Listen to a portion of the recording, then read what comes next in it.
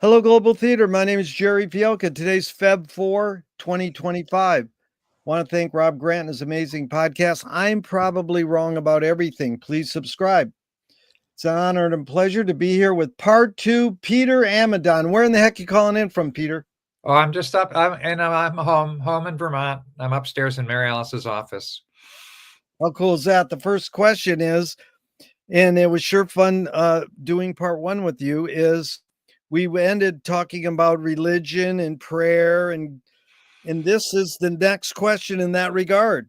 Do evil people exist, or does evil use people as a vehicle? I don't like the word evil when it's attached to people. I think that what was the second part of the question, Jerry?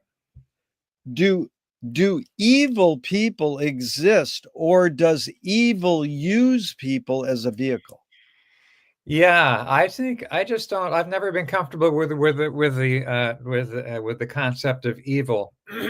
um, uh, I just think I think that people get lost. They get Yeah, unconnected.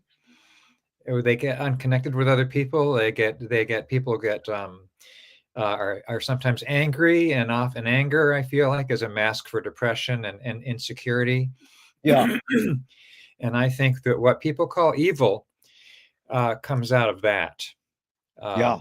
So people end up doing things that are unhelpful, and sometimes sometimes more than unhelpful, and violent, and awful for many other people. But I don't think that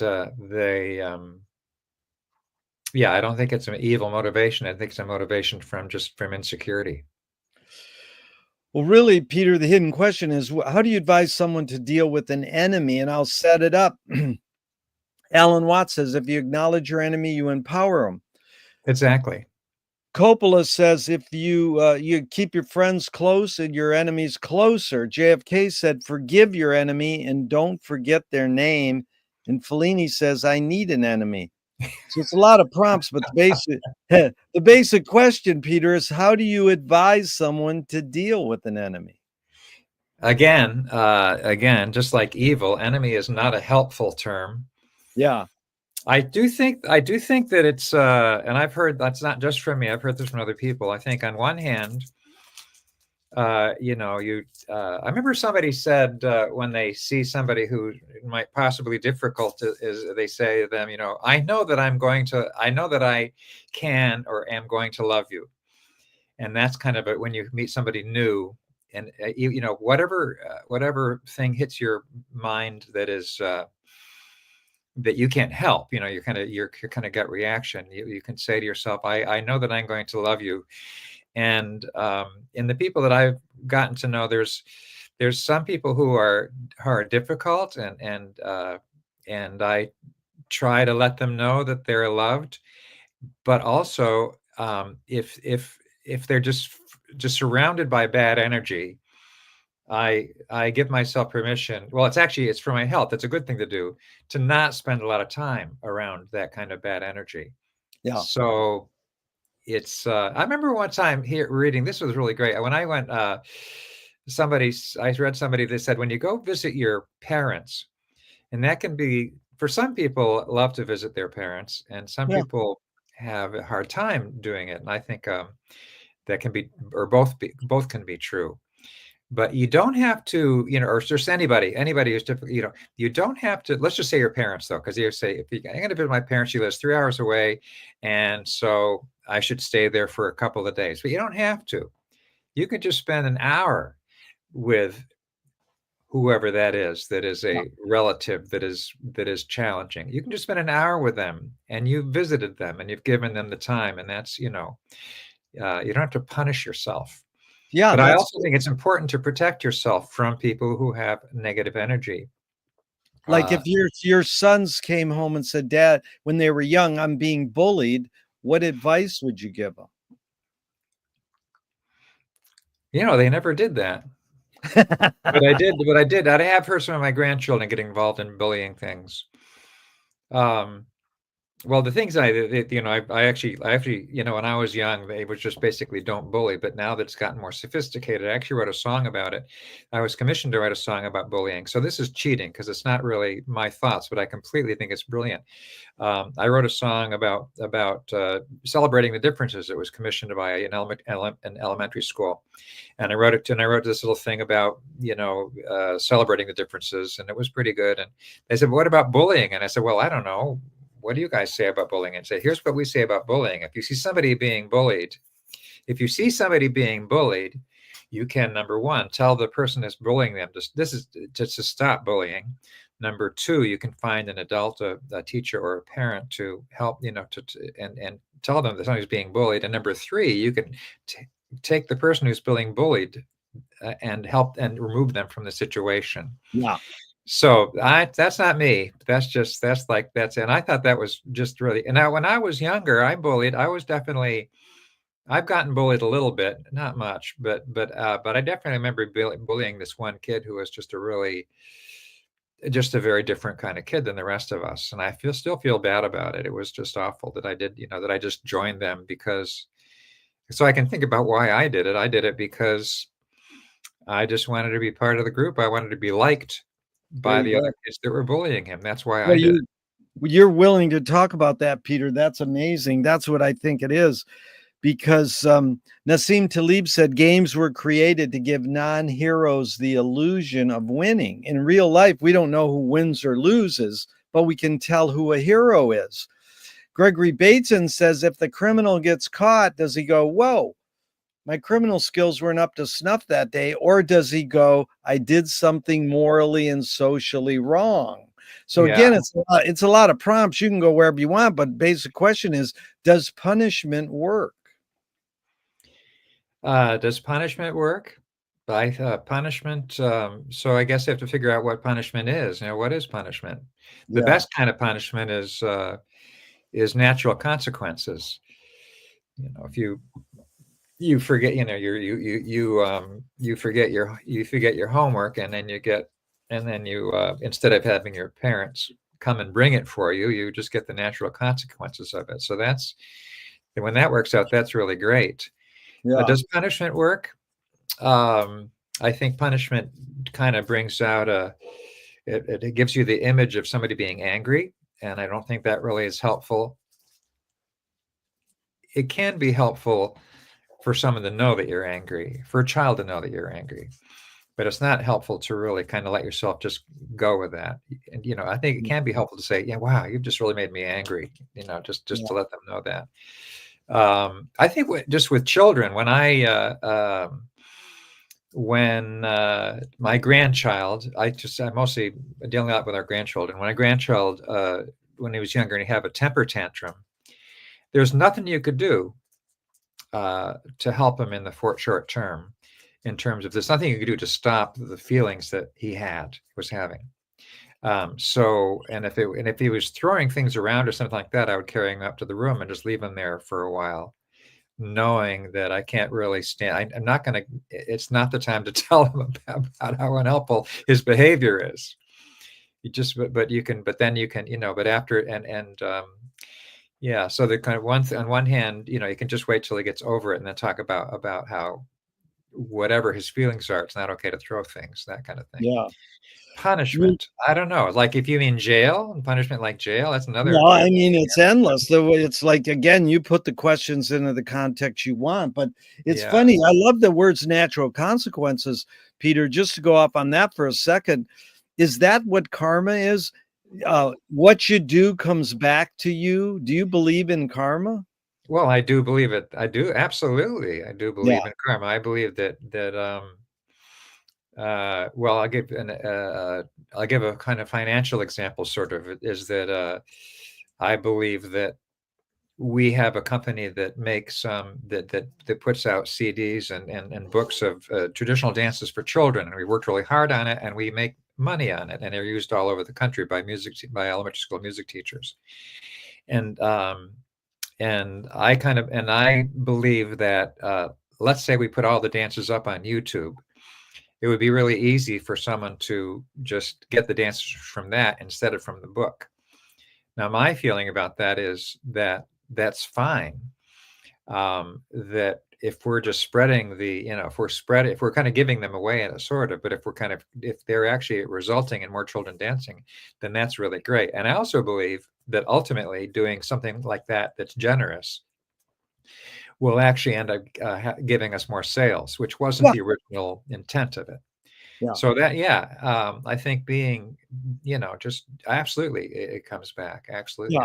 And I feel like just as an older person, I feel like, the best thing I can do for myself right now is I need to take care of myself, and I need to give myself downtime and everything. And I love watching the Huskies play. But my main thing right now is for relaxing is watching the Huskies women's college basketball team from Connecticut play Yeah. games.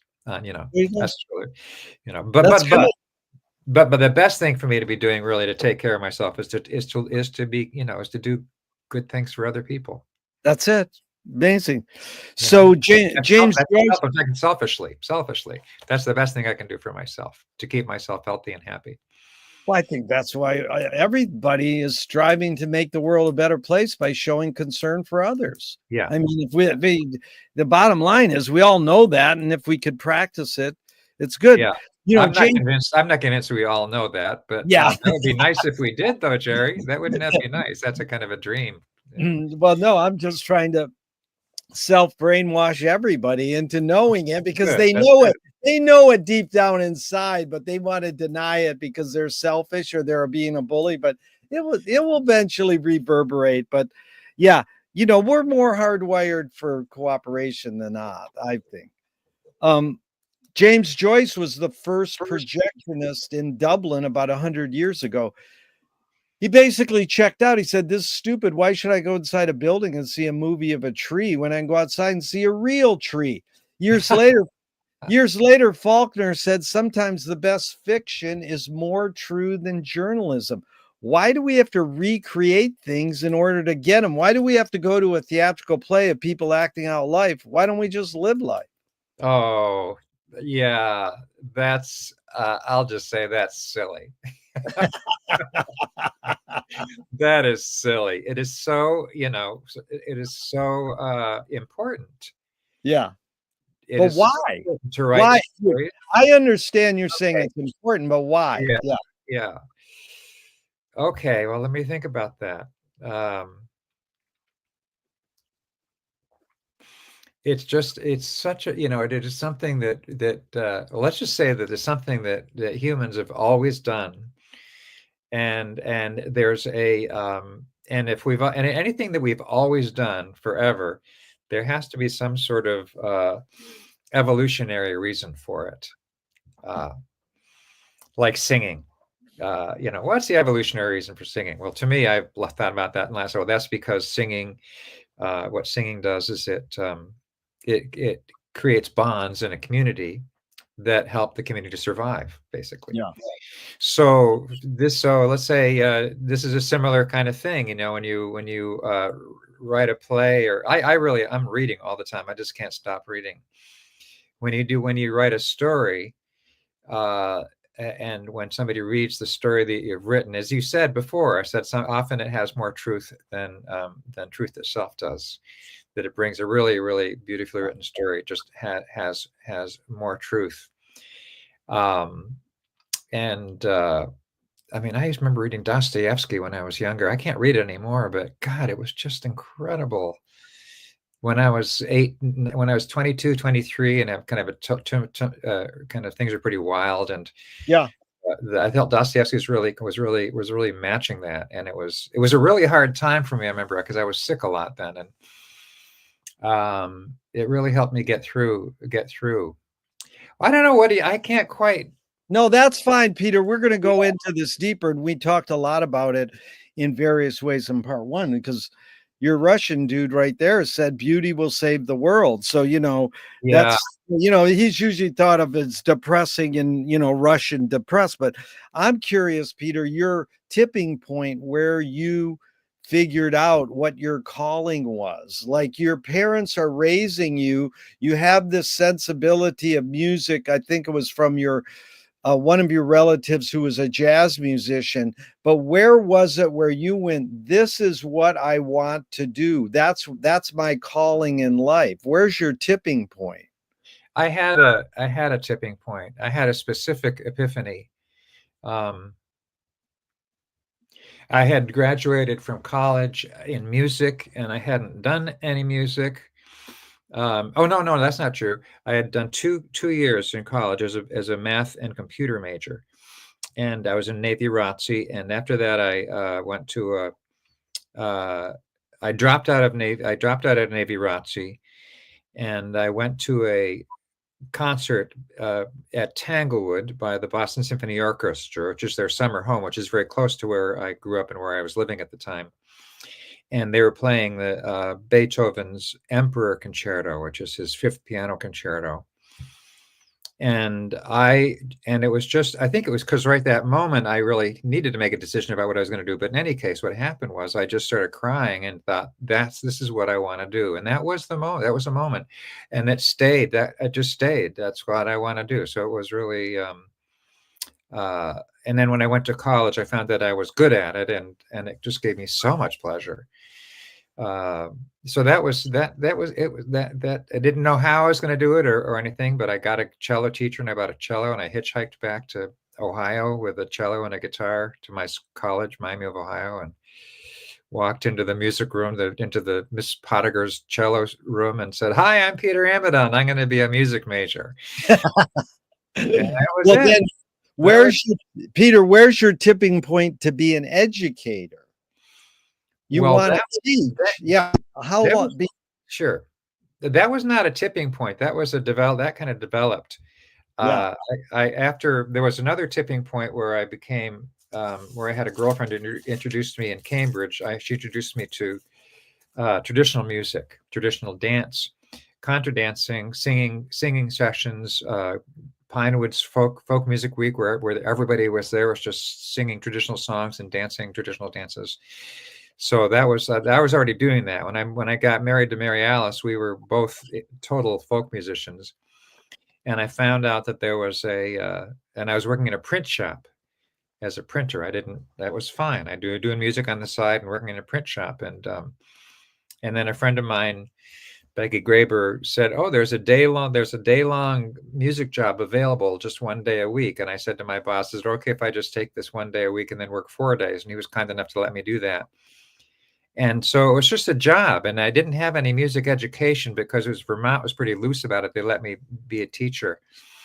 And then the next year I was teaching 2 days a week, and then the next couple of years I was 5 days a week. So, and one of the reasons that it took was actually because I hadn't taken any education courses. All I knew was what I'd learned from folk music, which was singing and dancing and storytelling. And so what I did with the kids, and I didn't have, fortunately for me, and actually for the world in a way, the schools they didn't really pay a lot of attention to what I was doing. There's nobody looking over my shoulder to see if I was doing the curriculum, and I certainly wasn't. I was just singing and dancing and telling them stories. Yeah. And it turned out that I was, good at that.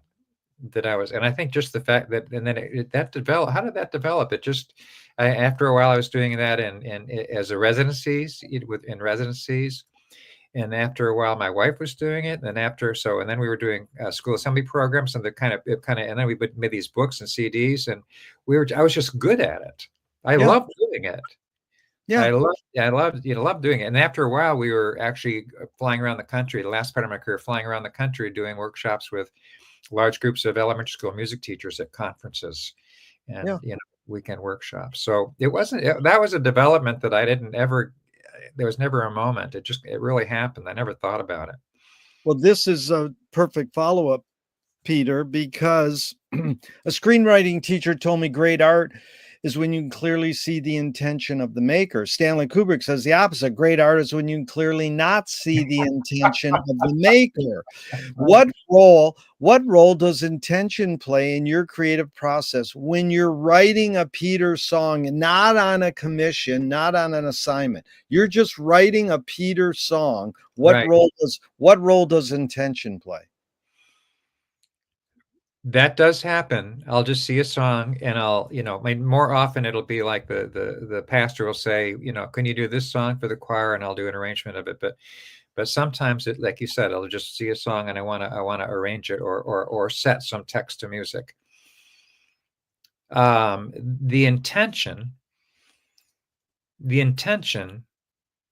is to make it meaningful and beautiful and accessible. Yeah. That's the intention. And they're all equally important. Accessible because I want it to be useful and I want people to be able to learn it.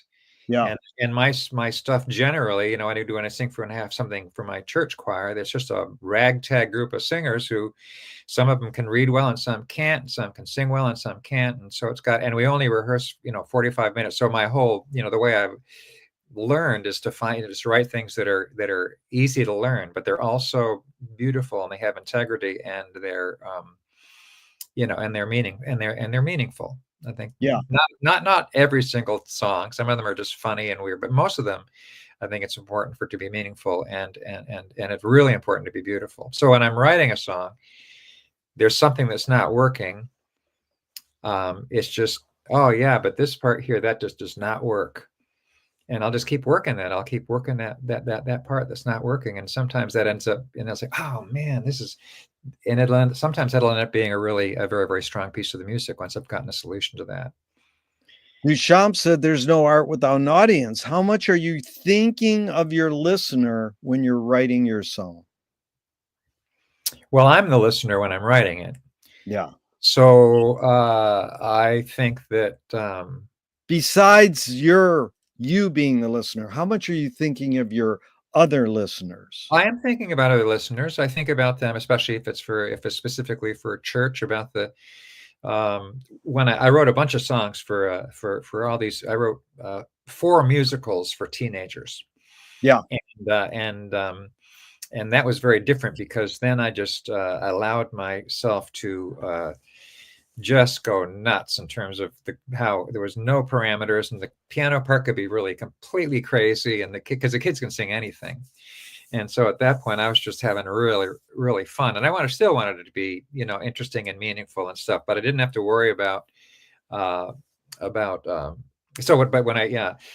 the question is, am I thinking about the listener? I listen to it myself. I think a lot about how difficult or easy it's going to be to perform for the pianist and the singers, because mostly I do a cappella stuff or piano vocal.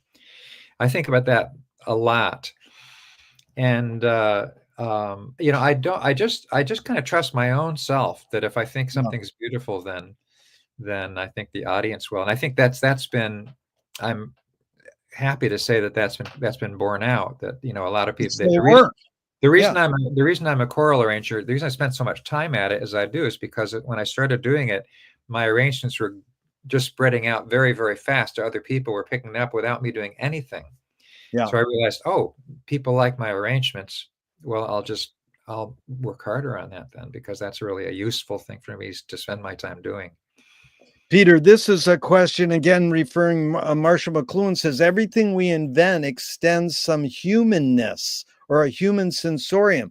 Knife and fork extends our teeth. The shutter in a camera extends our eyelid, and maybe even non-tangible, say religion or philosophy, extends consciousness. Maybe one of your big tools is the pen, because you're writing music out. When you're doing arrangements, are you writing charts out? Yes, I am. Okay, so your pen, what does the pen extend for you? As a main tool, what humanness is that pen extending for you? A composer, a really good composer.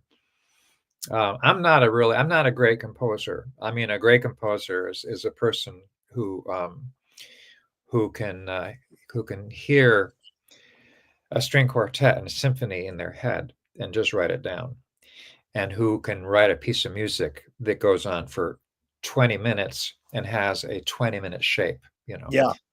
So, what was your question? But how does the pen? What does the pen extend Okay. as an arranger? You know, Right. you're because I could have said, "What does the cello extend? What do Okay. Yeah. stories what do stories extend?" So it's like you're one of your main tools is actually the pen. It's a Okay, so physical so thing. I got my thoughts trained back. Yeah, So my point is that all composers, even and me also, are really good at improvising. And you know, because Bach could improvise fugues just yeah, but I'm also just spend a lot of time improvising just crazy stuff on the piano. And so what composing is and in terms of the pen is I just will improvise and then I'll just really look at and then I'll take the best stuff of that and I'll put it to the page and I'll right. be able to really pick and choose. An improvisation itself can be as powerful as anything. Yeah, It can be as powerful as any composition, especially for some of the great improvisers. But I feel like I have the luxury of just improvising into an arrangement, and that's what I do. So I'll just improvise on the piano, yeah, and especially and then I'll eventually I'll say whoa, and I'll set and I'll set it, and yeah. I'll put that on the piano, and then but the really the best arrangements I have, especially in terms of having an interesting piano thing, is when I kind of get outside of the envelope a little bit with the piano and have it. For example, when you it's really great to have the piano, and interesting sometimes to have the piano have this phrase, have a phrase here where the singers have a phrase that's kind of not at the same place. Yeah. That's a technique that a lot of composers use that really can be really effective. So that's but that I can really so that's where it just I think it It, kind of formalizes an improvisation. That's what yeah, it kind you really tackled that beautifully, Peter. You got it. Because Aaron Copland says the four ingredients of music are melody, harmony, rhythm, and tone color. of, yeah. In non-academic terms, what does tone color mean? In non-academic terms, Yeah, well, tone color is just you know, it's what's between the notes. It's what's not the specific harmony, melody, and rhythm. really good. No one's ever said that. They always go timbre. Okay. Right. But how do you in arranging focus or integrate those four melody, harmony, rhythm, and tone color? Is one more to your liking, or is it a process where you have to balance all four? Just talk about the process of integrating those four. I never think about it in those terms. I don't Yeah. think about it at all in those terms. Harmony, melody, rhythm, and tone. Are the other four things you said? Harmony, Yes. melody, rhythm, and tone. I mean, they're just so interconnected. Uh, uh, Harmony and let's just talk about harmony and melody, for example. I think I really do. Some you know will be interested in what the what the harmony is from moment to moment, but it's also really important how the voicing how the melody takes it from one harmony to another, and sometimes a voice will uh, do something that's actually melodic, that's a very strong melodic thing that doesn't go with the harmony, but that makes it but you're making a melodic decision there sort of against the harmony that actually makes the harmony more interesting. Yeah. And yeah, and then you're just I just don't think in those No, terms. that's good. My other friend says the three T's of music are taste, technique, and theory. Technique, you've learned how to play an instrument. Theory, you know the structure. How does one acquire taste?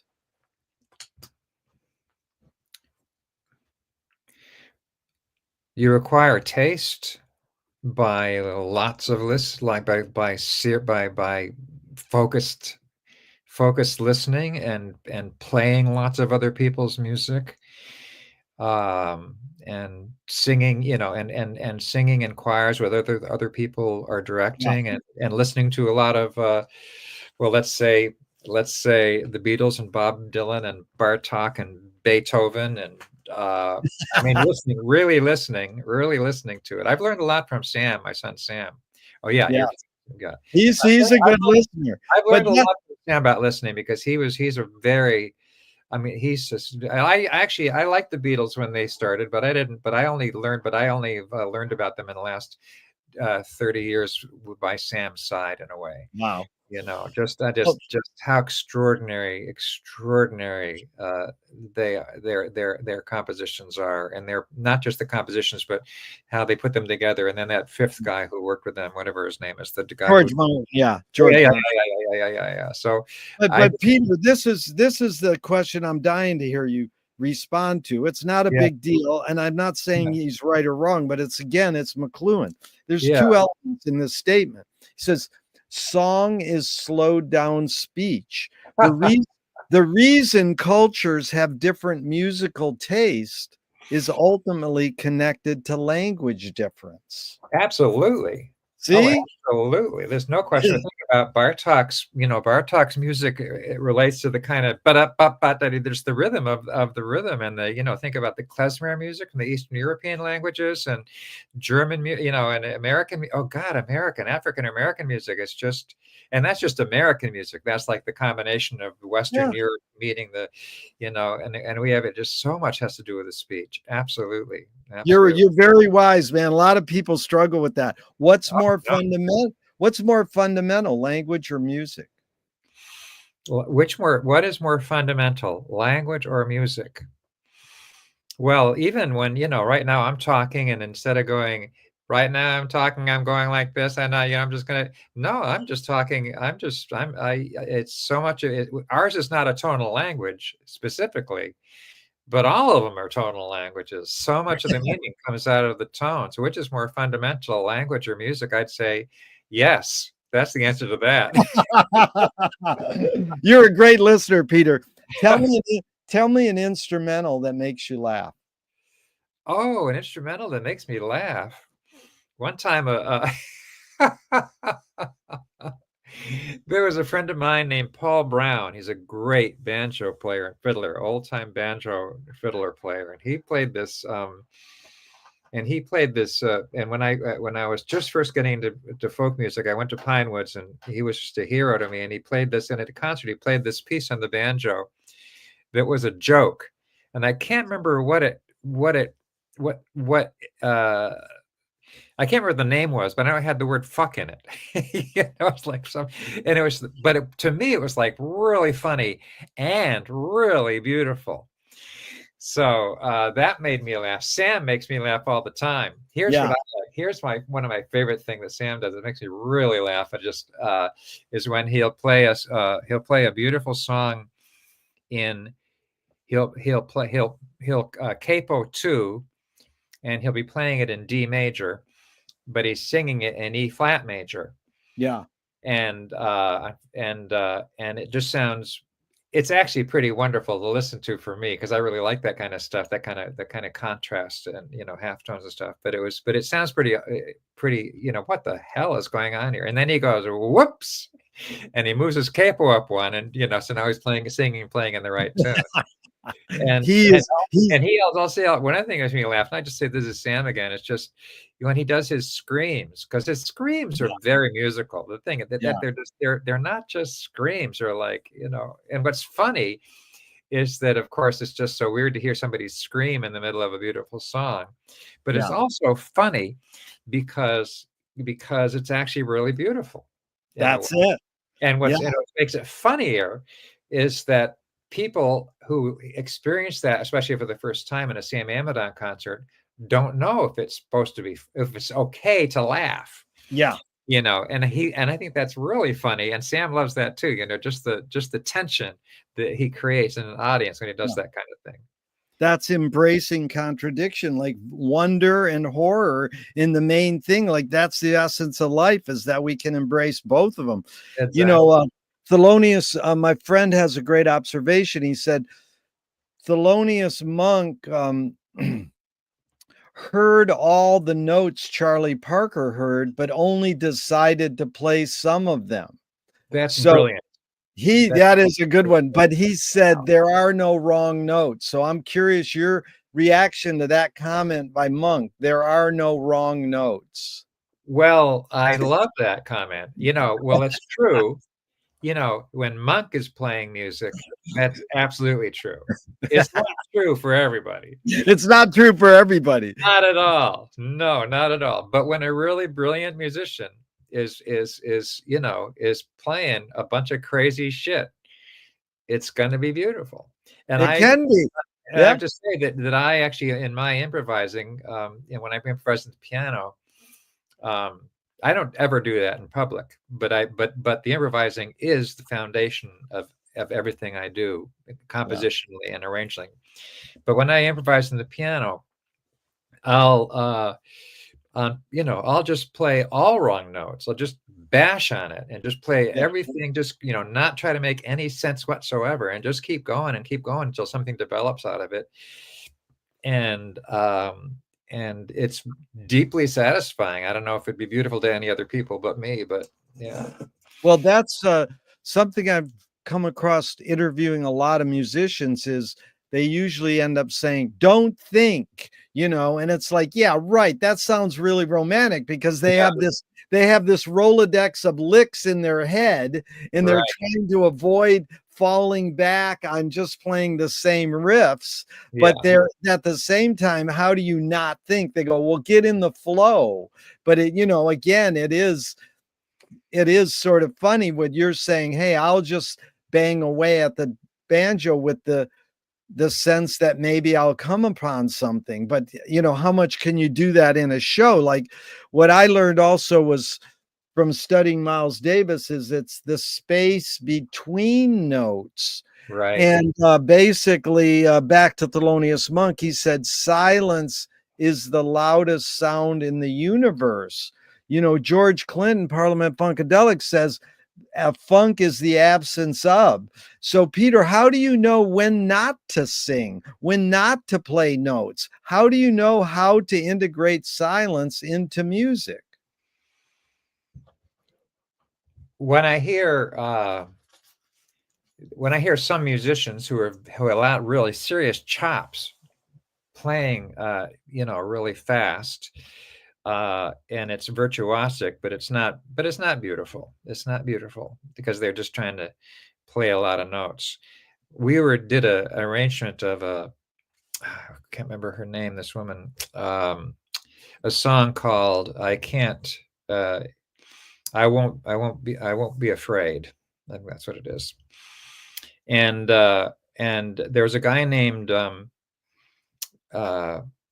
Franz Robert, Franz, and then Robert. His last name is Robert. He's an African-American young, great jazz pianist who kind of developed his playing here in Brattleboro, and now he lives on the West Coast. And he comes back and he plays for a church, and he was accompanying this song. And I was transcribing what he'd accompanied, and I just realized that one thing that was so powerful about it was how slow it was. Yeah. Because whenever I would start singing the song or playing the song, I would never ever think of doing it that slow. But I think just the high level that he was operating at allowed him to play it, and it would have been less beautiful if he played it any faster. Yeah. It was just great. I think there's a lot to be said for for space and silence and playing slow. And I love that line about the one the one who plays all the same thinks all the same notes that Charlie Bird would play, but yeah, no, Monk heard all the notes that right. Charlie heard, but only decided to play some of them. But Right. now to this time, Miles Davis is a great example of that. Oh my God, he just silence is important to him as anything. it's amazing. But you did go into this thing about time, and it goes to rhythm. Why is 4/4 time the most commonly used time signature in Western music? Well, it's just it's the 2, 4, 8, 16, 32, 64. It's the math. It's the foundation of math. It's the I think that's kind of the most natural rhythm. The Talking Heads, who I really, really love, they're very straight rhythmically. And then, Yeah. and it crazy, really, he has these crazy, crazy, wonderful lyrics and these performances. But those guys are like, I just kind of noticed that more than a lot of other bands. No, but I just think that's just the natural, the mathematically that's the way things fall in place. I don't know if Because it's not mystical. It's not mystical at all. It's just well, that's funny because some say besides being intuitive and easy, it might be because it's in sync with walking or marching, or more so our heartbeat. da-dum, da-dum. The heartbeat is da-dum, da-dum. It's I don't Well, think so. that's what someone said. We're not. Our heartbeat is not in 4/4 Well, I time. can sure tell you mine's not. Mine goes da-dum, da-dum, da-dum, da-dum, ba-dum, ba-dum. Now, Yeah, I think the heartbeat. No, so the heartbeat there is something about a heartbeat, and that has to do with pulse. Now, pulse doesn't have to do with so much 4/4 or 3/4, but it has to do with just uh, I don't know if I told you ever about when we sang a lot of shape. You know about shape note music, sacred harp yeah, music? yeah, Yeah. please go on. Yeah. So I discovered sacred shape note music when I was a young man, and I was totally just loved it so much. Of course, it was music that was composed by self-taught musicians around 1780, 1800, 1810. They're really, really great self-taught composers. And it spread down, a very short story, down to where it survived in the South. In the South, they have these groups of people who that's all they sing, that's all they know, that is their lives, is singing shape note music in communities every weekend, and sometimes, and when then we had a revival thing going up. It was Larry Gordon and the Word of Mouth Chorus, and later on Village Harmony, and we took a hippie bus down there to sing with them because we loved the music so much, and we weren't sure how they were going to take it because they were older and they were more conservative than this little group of crazy young people coming down and kind of primitive Baptist, and they were deeply moved when we came Nice. down there because we loved what they loved. Yeah. It was really amazing. But one thing so my point here is that they came up and sang at some of our conventions sometimes. And one time they came up and they were singing at a convention. It was really great. And there's this pulse going through every song. This really great pulse. And then they had to leave early to go to a festival in DC. And when they left, the pulse dropped out of the bottom.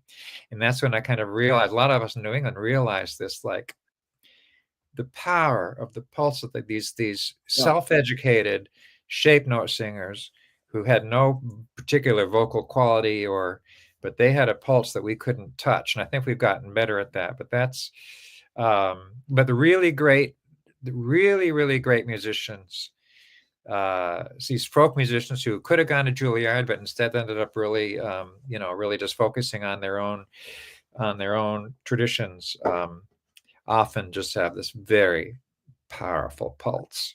It's a great word. You really emphasized it well, Peter. Ruth Draper said the key is to bring the audience up onto the stage and into the scene with you. It is they who must give you even more than you give them in the way of imagination and creative power. You've performed in front of people for years. How do you do that? How do you bring the audience up onto the stage with you? Well, we perform mostly for children over the years, and so I'll talk about that. One thing we do with a school assembly program to get them involved is we would send them a couple of songs ahead of time that they would learn ahead of time, and then they'd be really, really excited. But basically, so they would sing a couple songs with us. So that's really so just the participation of an audience doesn't have to be singing along, but that's a really great thing to do to connect them. At some point in the concert, we almost always do that in any concert with it, to get them to sing along. But apart from that, it is just such a different experience when you perform with an audience, and the audience is very, very much a part of the performance, and the audience's response, subtle as it might be, has a profound effect on the performance. And I think that anybody would tell you, that that when the audience is really with you on the stage with you, as you said, when they're really with you, that's partly because of what you're doing and partly because the audience is open to it. Then it's just a completely different experience than when you're performing with an audience that's not responding to what you're doing. And that's hard. That's painful. Yeah, that's Leonard Cohen said the only way you can sell a concert is if you put yourself at risk. And if you don't do that, people know. What role does risk play in your creative process? Oh, risk is great. Risk is terrific. It really is. It's just got to actually, I'm going to come back to risk in a way, but just say that I think I might have mentioned before that, I discovered early on that if I wasn't doing something creative, which creative implies risk, Yeah. I get sick. Yeah. I literally would get sick. I just, and I think that's true for everybody, actually. I think that's true for everybody. I think that's true that if your life is not creative, you get ill because it's such an important part of life. So risk. Well, Peter, if risk is when I do something, let's just say, here's a risk thing. I would do something I like. One of the risky things I would do in my career was I would, I'd be telling, I would, when I would tell a story, I would just go, once upon a time, there was and it would get very uncomfortable. And finally, some kid would write out, well, a bear. I says, yes, a bear. And I would get everything from the audience and tell the story. Yeah. And sometimes it flopped, but a lot of times it was really great. And when it was great, it was a thing people remembered the most.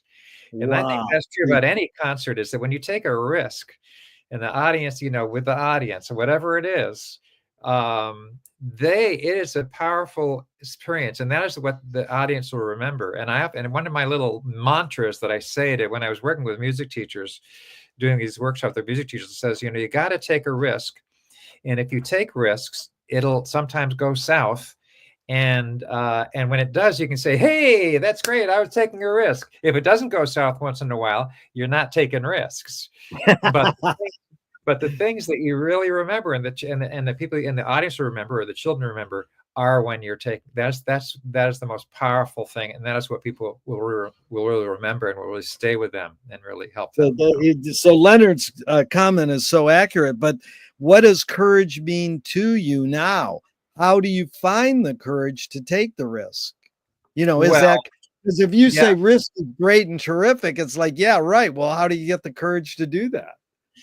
You just got to let go of consequences. You just got to not worry about failure, and you got to kind of celebrate failure when it happens. I think that's celebrate failure. I love that. Well, listen, you really anticipated this. Viola Spolin was the social worker in Chicago who sort of spawned comedy improvisation. She said, if the audience cannot see your struggle to achieve something, they cannot root for you to achieve it. What role does struggle play in your creative process? Oh, struggle. Gosh.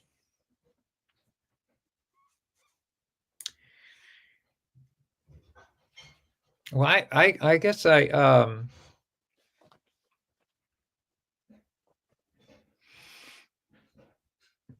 trying to think. I don't really think about. I don't think struggle is not something that's really that I feel like that I get, that I don't feel like I have much of a struggle, I guess. Just that I just really, it's when I was writing the musicals, that was a struggle. I can tell you that, because I had to keep churning stuff out.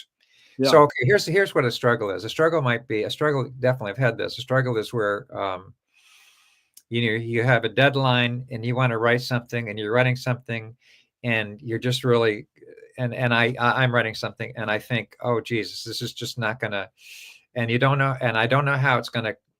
I'm just not convinced it's going to actually work with the singers and with but I have to do it anyway because I got a deadline, and so I go in kind of thinking, as I go to the event, or let's say the church service or whatever, I go think, well, they'll do this, then we can forget about it, and we'll, and usually it's better than I thought it would be. And sometimes it's just something I'll just say, okay, that was okay. I'll never do it again. But sometimes it's like much, much better than I would have thought it was going to be, because I think it was just, because I was taking a kind of a risk that ended up really, but my instincts were, I don't trust my instincts. I'm not sure if I actually really trust my instincts, but then it turns out they were good. Good. So I don't know if that's, Yeah, that was good, Peter, because there's a a music writer, Ben Ratliff, who said, actually wrote a book. I got this from a book he wrote on Bill Frisell, who played with Sam. Yeah. Ben says, I mean sound as it has long functioned among jazz players as a mystical term of art, as in every musician finally needs a sound, a full and sensible embodiment of their artistic personality, such that it can be heard at best in a single note. So me and you can hear like Miles Davis and go, and Ben would go, oh, he's fragile and pointed. So he summarizes his sound in 2 words. He says Coltrane, slightly undercooked and urgent. If a music writer was going to summarize Peter's sound, what 2 words? Yeah, I mean, as an arranger, as a dancer, as a storyteller, Peterness, in a couple words, what 2 words would you go, oh, he got that, that writer got me? I think that that at best my music can be moving. Moving. People are moved by it. Moving is 1 word. That's accurate. What's the second word? I mean, hopefully, I think just moving, and when I'm going to say inspired, and when I mean inspired, I mean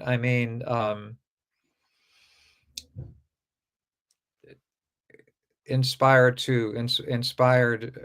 Well, okay, let me think about this. I think when people hear my music, at best, it will sometimes make people cry. Yes. It's good. And it's sort of, it's tears of poignant joy. Yeah. That's a word from my website I got from Finnegan's Wake by James Joyce, laugh tears. Yes. He took the word laughter and added an A and an S, and it changed it to laugh tears. That's a human condition. You laugh and you cry. Exactly. So you've accomplished a lot, Peter. How do you rate these 3 elements, luck, skill, and ambition? What played the biggest role, second and third? In my life? Yeah, in your accomplishments, how do you rate those 3 elements? Luck, skill, and what's the other one? Ambition. Oh, that's interesting. I would say that the ambition, I've been very lucky. I have been very lucky, no question about it, in terms of, but I think that I have, when these opportunities have come to me, the ambition and skill are what made them. I mean, when I say I'm lucky, I really love the life I've lived. I have no idea what would have happened if I had ended up going to college and ended up being like a classical composer, or I just don't know what direction that would have taken me. But yeah, but I feel like somehow, but I do feel like ambition and skill combined are more important, actually. Yeah. Very good. Yeah. T.S. Eliot said poetry is outing your inner dialogue. What language is your inner dialogue in? My inner dialogue, when I'm writing music,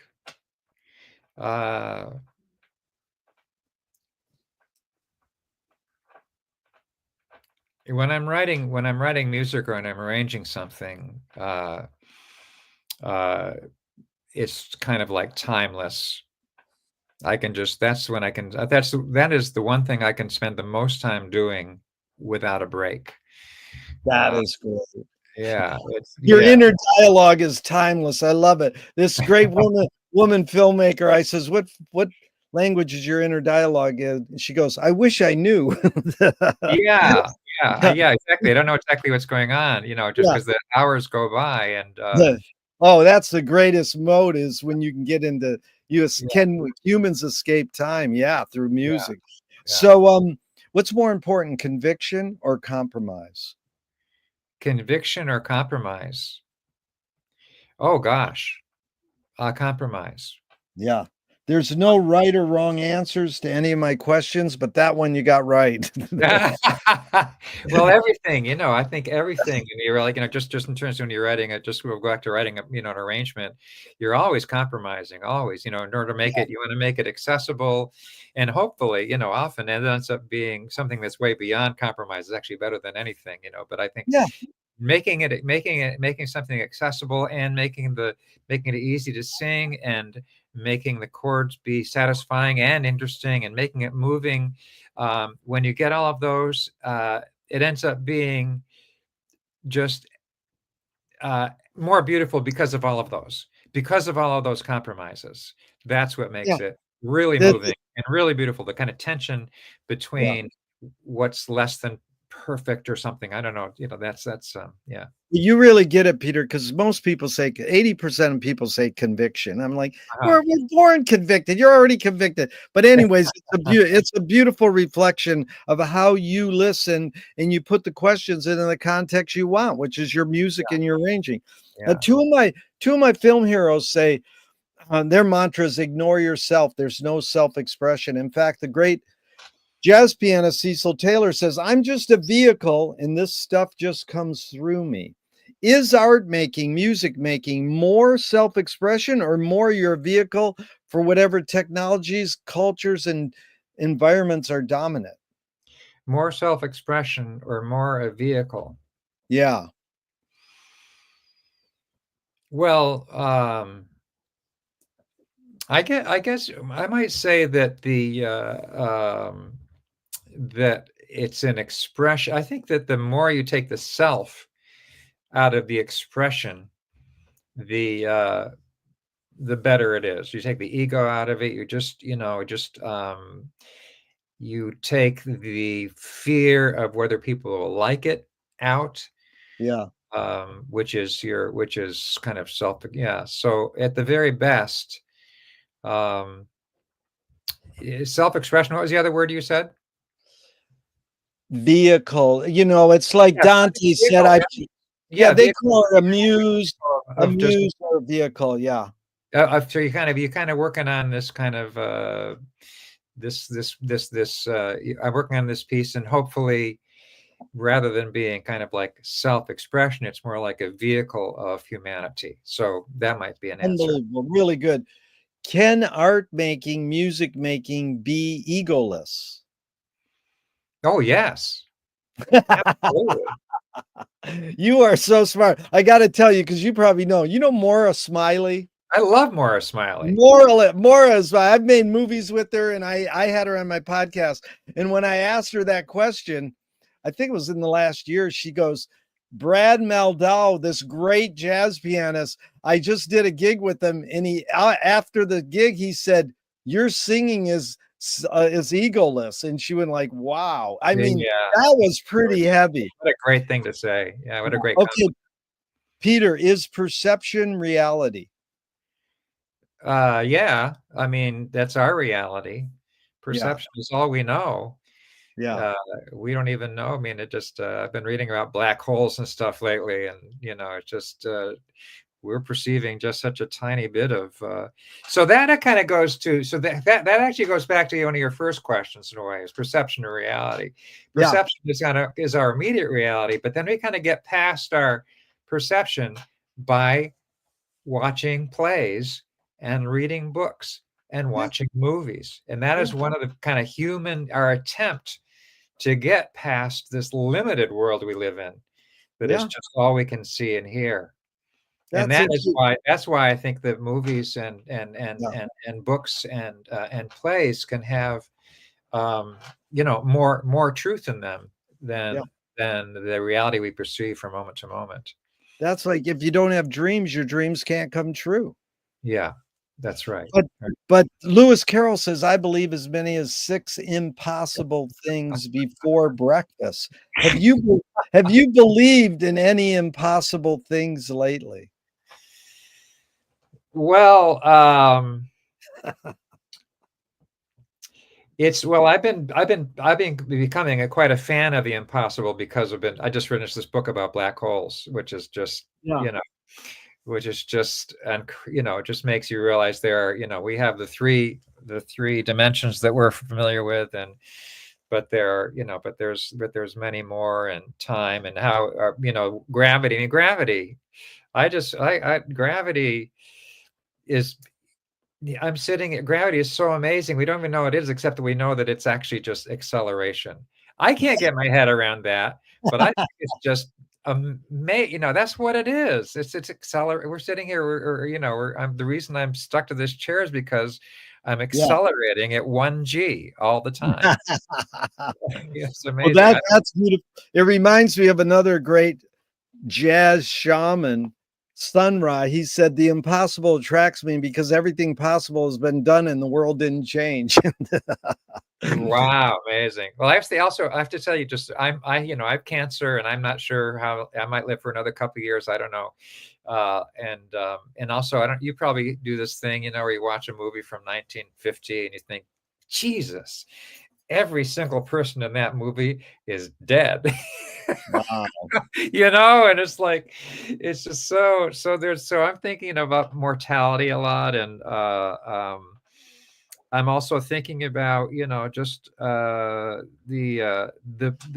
sadness of only having maybe a couple of years left, and then also the kind of incredible joy of just having this moment with you on this earth, Wow. with my wife, with, just that actually, and actually going to have at least maybe like 40 or 80 more days, I mean, it'll be more than that, but, or just like next week, or, or just tomorrow. Dude, So, you're gonna be doing dance workshops up in heaven. Don't worry. yeah, They really. my joke is, you get up to heaven and you peek in and you don't get in. St. Pete's there and you peek in, you go, "Oh, you have dance camp in heaven?" And St. Pete goes, "That's all we got." And then maybe if you get sent to hell, the same thing. Right, right, right, right. You peek in and the devil goes, "You got Village Harmony in hell?" And they go, "That's all we got." That's a good one. That's Okay, good. Peter, one major element of your Peterness, your creativeness, your who you are, that stayed the same, and one major element that's changed. Okay. Um, I have always liked dissonance, and I've always liked, and I still do. I've always liked uh, dissonance and chaos in music, and difficult music, challenging music. Um, and what has changed is that I become a much bigger fan of consonants, actually, Wow. and of like you said, like you were talking about space and time in Yeah, music, and just and yeah, simplicity in music, I guess I would that's say. good. Moshe Feldenkrais works with healing and movement. He says it's literally possible to identify a weakness and incorporate it to become a strength, Mhm, rather than where you're normally taught to overcome a weakness. mhm. Tell me a weakness you turned into a strength. Well, I've mentioned before, one of my weaknesses is that I'm not really able to hear four-part harmonies and write them down from my head. I have to compose like at the piano, and do them through the piano, and also the fact that don't really have the ability to write a piece of music that is longer. The way I've incorporated that into my strength is that I've been that's one of the reasons why I've been so successful at writing pieces that people like to sing and that they do sing, because I mean people who are like more regular common people, not fancy choruses, because I write short pieces and they have a beautiful little feeling within that 60 seconds or 2 minutes. They have a beautiful shape in that short time. Yeah. And I think that it's easier, the fact that the music is easier to perform is something I've turned into a strength. Let's go back to music for a second. And I forgot to ask you this because it just came about. It's called biomimicry. It's like, the basic question is, did humans hear birds singing and then imitate them, or did birds hear humans singing? Hey, it's a funny question, but we could never know. What's your hunch? Oh, no, I don't think, to me, there's no question that the birds singing came first. Birds? Yeah. Oh, no, I have no question about that in my mind. Okay. Yeah. What's the most significant difference between men and women, physical aside? I would say, and it's these, we're talking about stereotypes here that have some truth to them, that I would say that women perceive more detail than men do. And maybe as a result of that can result in a woman being more empathetic. Yeah. Because they perceive more emotional detail. Yeah. Fill in the blank. Anger can be a productive emotion when?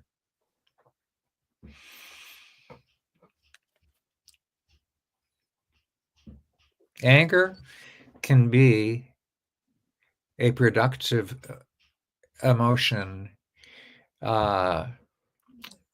when you pay attention to it. Yeah. When you pay attention to it, when you pay attention to it, but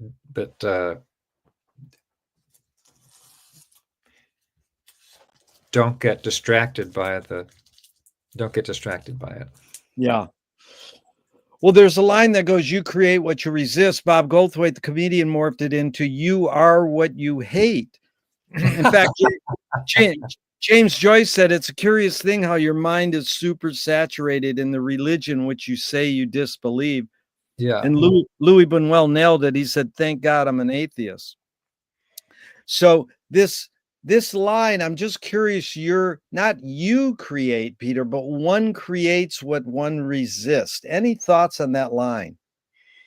Well, I think you are what you hate is, I like that a lot. I like it because I feel like it's one of the things that all of us bring to our music, our creative things, is that we have strong opinions. Yeah. Now, I have strong opinions about music, and there's definitely some music that I really hate, and that is part of what makes me who I am, is I avoid doing that, and I might even go a little further. And so another interesting part of that is that sometimes someone will ask me to do, well, I'll mention a song. "Here I Am, Lord" is a really popular Catholic hymn. Yada da do do do do, yada da yada da da, yada da da da da da. And someone asked if they could do it, if I could direct the choir doing that at this very important thing, and I don't like the song at all. I really just don't like it at all. So I arranged it, and this is an experience I've had with a number of songs, and I ended up with, because I didn't like the song so much. I ended up with a very, very good arrangement of it.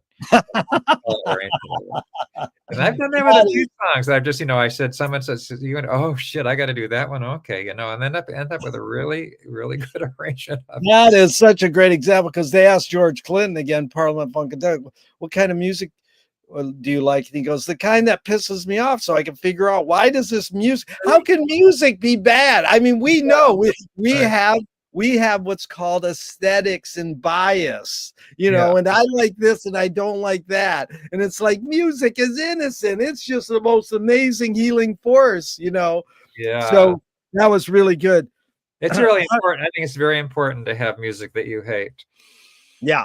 In order to be, to be a really full, just it sort of drives, it helps drive the creative stuff. Yeah, it's amazing. Have something kind of bounce off of, in a way.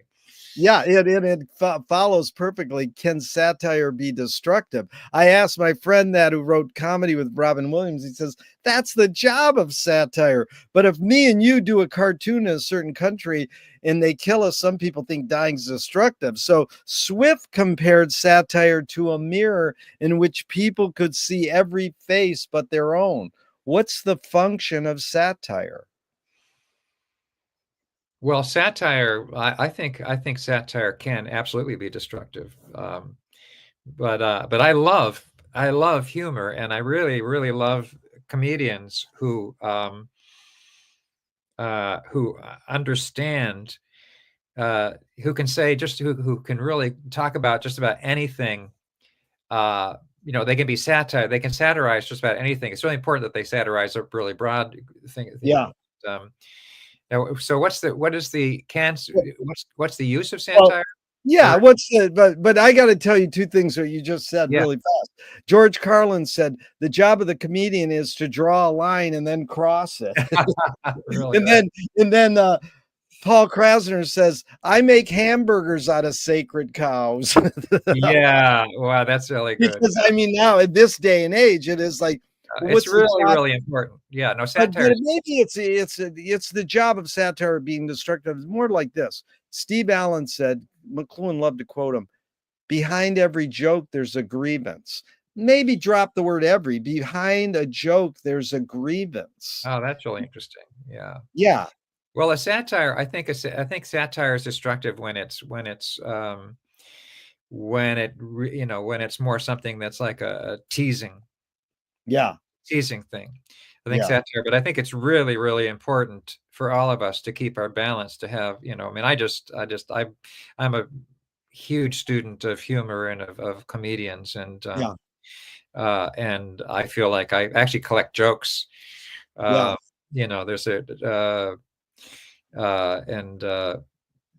I try to find jokes that actually really work, and I've worked on how to tell a joke, and when to tell a joke to whom, to tell a joke to whom. That's part of it. Is satire can be destructive if it's done in the wrong situation. Let's say if you say, that's another place where it can be. Yeah. But a great comedian knows how to. A really great comedian can go really, really far with satire without being destructive. That might be kind of a definition of a great comedian, in a way. Whereas a comedian is, just someone who just puts all this stuff out and doesn't, and then the consequences are not happy.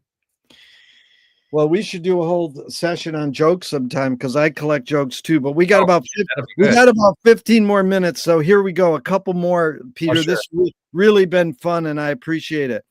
These are 5 quick Alan Watts questions off the top of your head in a couple words. Okay, sure. 1, who started it all? Who started it all? Who started it all? Wow. I guess I would just say, the most amazing, completely incomprehensible Big Bang started it all. There you go. 2, are we going to make it? Are we going to make it? Well, I tell you, yes. I'm going to die in a couple of years. Probably. We all are, and you're gonna die in a few years, who knows how many. And I feel bad about the world we're leaving behind, but and it's gonna be pretty awful, but yes, we're gonna They're make it. going to survive. Okay, Yeah. 3. Where do we put it? What? The third question is, where do we put it? Where do we put it? We just well,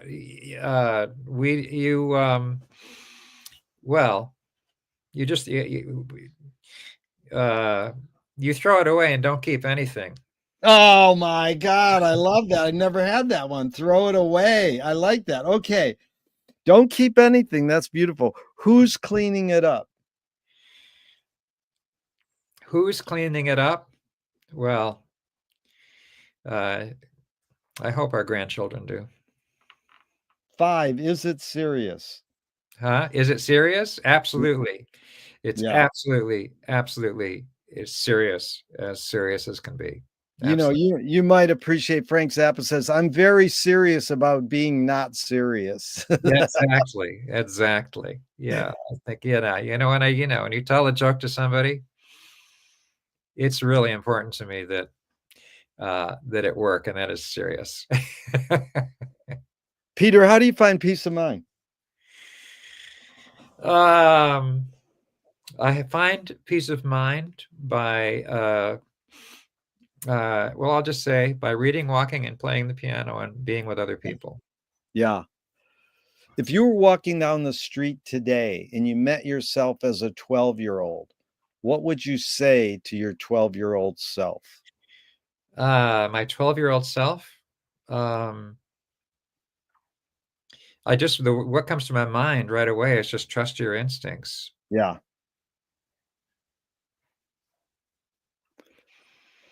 Which way should toilet paper come off the roll? Oh, Over it's or over. under? I feel pretty strongly about that, actually. It's I switch it if it's wrong. it's on in the pattern of 100 years ago of going over, but there are 10 to 15% of people who say under. So Well, I'm sorry that they're wrong. if a publisher was going to release your autobiography off the top of your head, what would the title be? It would be the title would be A Life of Music.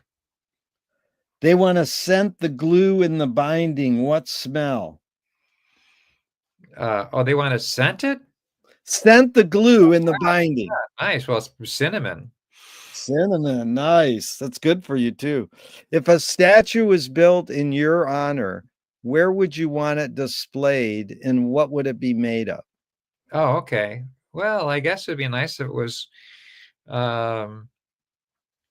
I think it'd be nice if it was in one of in the big park in Brattleboro, and I think it'd be really nice if it was made out of wood. Nice. Tell me something good you never had and you never want. Good laugh. Something good I don't have and don't want. Something good I don't have and don't want. I think what's really good that I don't have and I don't particularly need or want is a drawing ability. Drawing ability. That's a valid. I'm not good at that at all, and I don't particularly feel like I need to. I still have my second grade stickman style. I'm good at that. Very good. Utah Phillips said anarchy is making rules for yourself and not other people. Who's entitled to make the rules? Who's entitled to make the rules? I'd say the people entitled to make the rules are the prophets. We just got to figure out who they are. Wow. It's a good answer. In fact, the etymological breakdown on the word freedom is the same thing, making one's own laws for one's own self. What does freedom mean to you now? Well,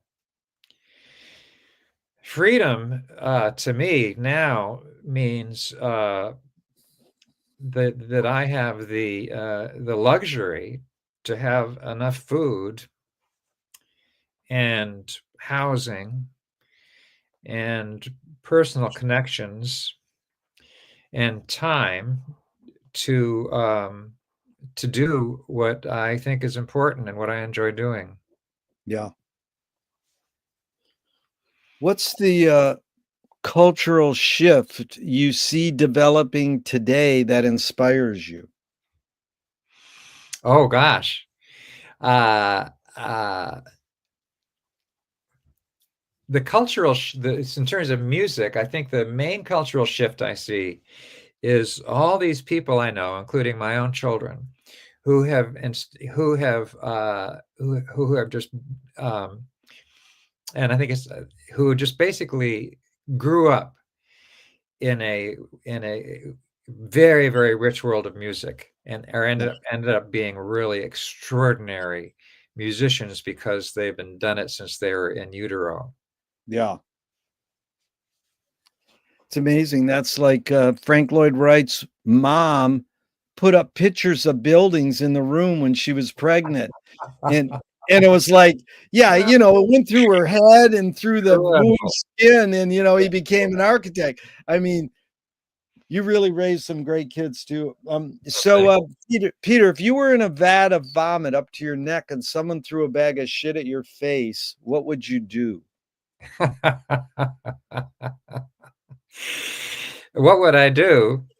I would hold my breath. That's what I would do. Hold your breath. That's Marcel Duchamp, one of my favorite artists. They said, he's at a cocktail party and, you just casually talking and you go, well, so what do you do? And he goes, I'm a breather. I'm like, hey, I'm a breather too. We have something in common.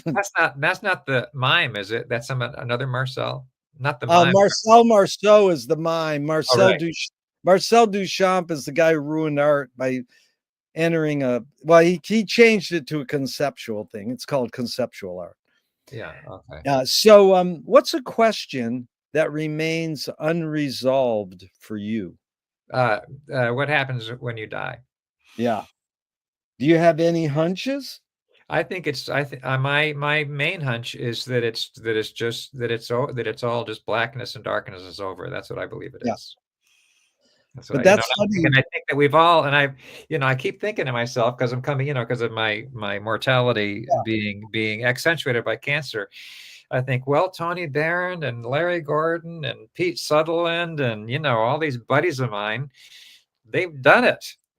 They've done it, and you mean they crossed over? They crossed over, and so Yeah. I just, so it's just, it's my turn, and Yeah. I'm not gonna. I think I'll do a good job of it. I really do once I get there. But the fact that I believe that it's, that is actually what makes it hard, is because I really just believe it's just going to be like lights out, and all this amazing stuff that I've experienced is just going to be. Well, that's Peter. What's really funny is one friend told me, what happens to you after you die is whatever you think happens to you.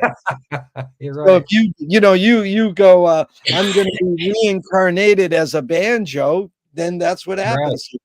Right. But the darkness thing is funny because my friend is he's a singer in my band for years, and he's blind since birth. Yeah. And no, there actually it's another friend of ours who's blind since birth, and he's played music for 50 years. Amazing keyboardist in Sweden. And his partner, I says, well, what does Mott see? Because he's never seen black. What does he see? And he said, he described it well. I thought he says, he sees empty. So Mott's can put his hand in a pot of water and feel the water. Then you can pour the water out and he can feel there's no water in it.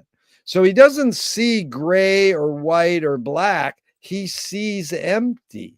So empty doesn't connotate a visual so much, like, so that's, darkness in blackness in your regard kind of implies a negative, but it doesn't necessarily. We think, white is good. Well, everybody says after you die, or a lot of people say after you die, you see the white light, and so it's very interesting. Peter, how has being a music person shaped your behavior? Well, I feel it's made me through all the trials and everything I've gone through. It's made me a very happy person because Yeah, it's just such a privilege to be a good musician who is actually doing stuff that is having an impact on the world. That yeah, I have the privilege of actually doing that, and I love doing it, and it's just so. yeah. Uh, I feel like I'm just a very, I'm just thrilled. But your sort of positiveness really inspires me. Do you think you got that more from the way your parents raised you, or more on your own? My parents definitely, especially my mother, definitely had an impact on me being a positive. Yeah, Out of no, definitely. I mean, my parents were met when they were 15, and they yeah, were married and then they died when they were 90. So they were, what is that, 70 some odd years they were together, and very happy. So the that has a lot to do with the fact that I am secure in myself. Secure. beautiful. Yeah. Thornton Wilder said in 1928, art is confession, art is the secret told, but art is not only the desire to tell one's secret, it's the desire to tell it and hide it at the same time. You've laid your cards on the table for over 3 hours now. I'm not insinuating you haven't already answered this. What's it really all about for you?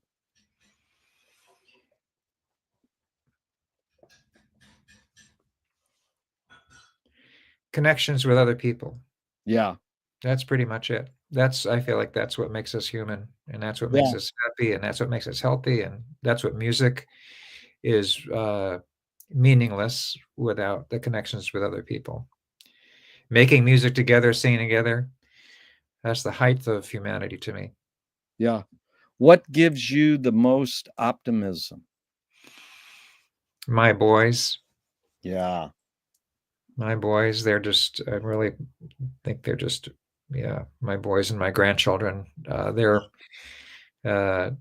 both, I feel so proud of both of them. Sam is an incredibly creative person who uh, takes, who's is a model of risk taking for people, and doing, and just the most positive person maybe that I've ever known, and interesting. And Stefan is a incredibly empathetic and kind, also a gifted musician, but I think his particular gifts comes more in his empathy and kindness towards others. yeah. Yeah, I want to interview Stephen too, because I've interviewed Sam and it was really delightful. But Yeah, yeah. you did a two-parter. You blew Sam out of the water, man. We needed two parts with Peter. Thank Yeah. you. It was a great honor and pleasure and Well, privilege. it's funny because Peter, what happens is the first question I asked you in part one is what's the best thing for a human being? And Wilhelm Reich said the best thing for a human being is another human being. Absolutely. Exactly what you're saying. And the Exactly. last question is what gives you the most optimism? That's what they asked Groucho Marx at the end of his life. And they go, Yeah. what gives you the most optimism? He said, other people. And he spent Oh, his really? life, he spent his life cutting down other Yeah, people. right. That's great. So thank you so much, Peter. It's been so much fun, and I really appreciate your teaching me a lot. I'm doing a poem this week on death, and in the two songs you brought up at the end of the last when we did part one, I asked you, can you forget to die? And you went into these songs that really helped me suss out this poem that Wow. Oh, it really helped me because there were old spirituals and I looked them up and, where they came from. It's like, right. you'll love this. Just really quick in closing. I went up to Charlie Hayden, the great bass player for Ornette Coleman and many people. And I said, in the middle of this Ornette song, you play this old Appalachian folk song. I says, what's the name of that? And he goes, that's old Joe Clark. Oh And, my God. he quotes it in the middle of this jazz song. My And God. I goes, who wrote it? And he goes, nobody wrote it. Yeah, really. That's really great. That's Because fantastic. it is the history of music. You know this. Well, somebody wrote it, but it's this tradition that's passed down Right, that you right, don't know. And then usually what it is somebody claims the publishing on the arrangement. So right. they sort of get Exactly, a writer credit, exactly, right. like the Hokey Pokey. When the guy died, it said writer of Hokey Pokey dies, and the next day it said he didn't write that. That's he just Right, claimed the publishing. exactly. That happens all the time. Absolutely. Yeah, that's the beauty of music. Like in art, nobody owns. I like Oscar Wilde. Everything's in public domain. Yeah, really, right. Thank you, Peter. I'm going to Okay, hit the end. I'm going to hit the end broadcast button now, and I hope this never ends and we can keep talking forever and ever. back to you, Jerry. Thank you very much. See you later. Especially in heaven. I'll see you up there, and I'll see you there. Yeah, I'll save you a place. Yeah, I'll save you a place. I'll get there first, probably. See you later. Thanks.